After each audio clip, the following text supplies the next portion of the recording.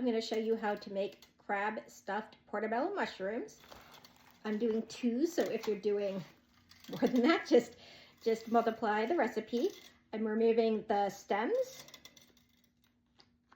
And the stems are good to kind of put aside if you're going to make stock, just add some extra flavor. Then I'm just using a spoon to remove the gills. And then I'm just placing it on this tray that has some aluminum foil that's just lightly sprayed with some cooking spray. Now I'm going to work on the filling. I have 2 tablespoons of softened cream cheese. I'm going to use about 3/4 of a teaspoon of Old Bay.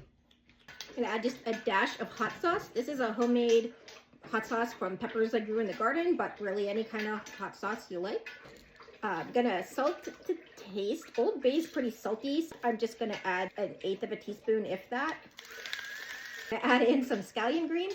I'm just using a pair of scissors here for ease. And I'm just going to leave a little bit at the end to kind of garnish on top when it's done. Like this much left to garnish. And I'm going to add about 1/2 teaspoon of garlic powder, just the homemade garlic powder. And I'm just going to get this all mixed to combine. I'm going to add in about 1/2 cup of shredded Parmesan cheese and about 1/2 cup of breadcrumbs. Then I'm going to add about 3 tablespoons of chopped roasted red peppers. This is roasted red peppers from the garden that I just roasted and froze to use in the winter, but you can use jarred. You can also use pimentos if you happen to have those on hand. Just going to get this added and all blended in, stirring to combine. And I'm going to just get a can of lump crab meat, drained and in. Then I'm just going to scoop the filling portobellos. Got another 1/2 cup of breadcrumbs in this smaller bowl.